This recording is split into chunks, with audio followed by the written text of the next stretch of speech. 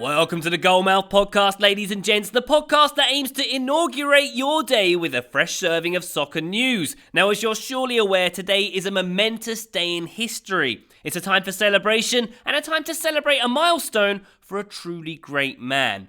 I don't even feel I need to mention his name. You know I'm talking about. You've heard it enough. But if you've been living under a rock, of course, I'm talking about Owen Hargreaves. It's his birthday. He's 36 today. Happy birthday, Owen. Anyway, it's Friday, January 20th, 2017, aka Owen Hargreaves' birthday, and these are your headlines. Neymar is a X film star now. Manchester United are top of the league, sort of. The Bundesliga is getting all video referee on us. Millwall's fight to stay in their home takes a new turn, and Ashley Young has a weird French fry secret.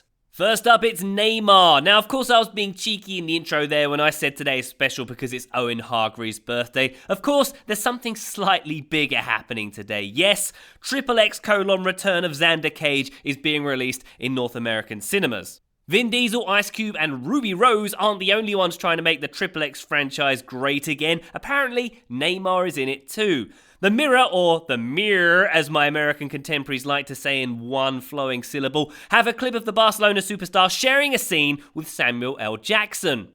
Except they're not sharing a scene, as it's painfully obvious they weren't actually in the same room when it was shot. Sorry, Neymar, I think you need to stick to soccer, and modelling, and singing, and commercials, and social media influencing and all that. Anyway, up next, it's good news for Manchester United. They're top of the league. Well, they're top of the only league the Glazers really care about, the annual Deloitte Football League, which was published this week, and it's an absolute delight for the Red Devils men upstairs as they've usurped Real Madrid at the top of the list, ending their 11-year streak at number 1. Wow, Real Madrid are really getting all their winning streaks taken away lately, aren't they? Anyway, United brought in a record €689 million in 2015-16, proving that having Louis van Gaal as manager and exiting the Champions League group stage is really a winning formula.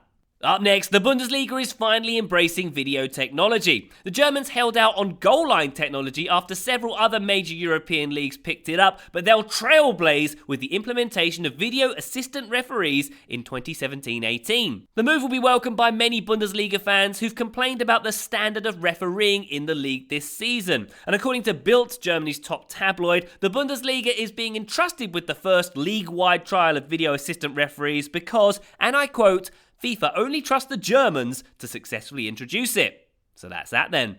Next up, Millwall are under serious threat of losing their home stadium in South London, the Den, as the local council are trying to put into action what is called a compulsory purchase order. This effectively means all the land around the stadium is going to be sold off to a housing developer and the club will be forced to move from their home. But it's all a bit murky as the land is set to be sold to a mysterious offshore property developer, which might very well have strong ties to current and former members of the council. So as you can see, it's shady as F. But The Guardian's Barney Ronay is doing some stellar work and he's uncovered some false claims made in the funding proposals for that purchase order. As a fan of a club that was moved away from its home and killed by businessmen making a lucrative property deal, that's Wimbledon by the way, I can definitely sympathise with what's happening at Millwall. And I know at least one Millwall fan is listening to this, hello Tom, but thankfully the club have some great journalists like Barney fighting for them. It's a nice reminder of the importance of a free press and proper journalism on a day like today, is it not?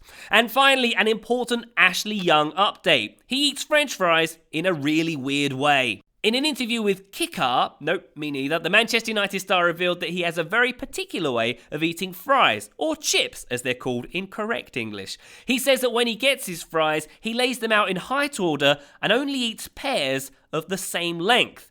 OCD much, Ashley?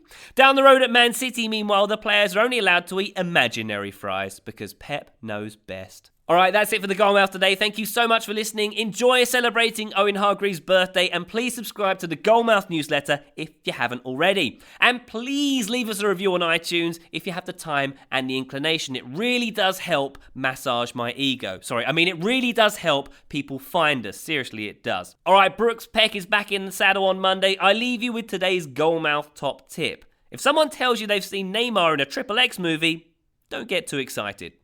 Love to your mothers. See you next time.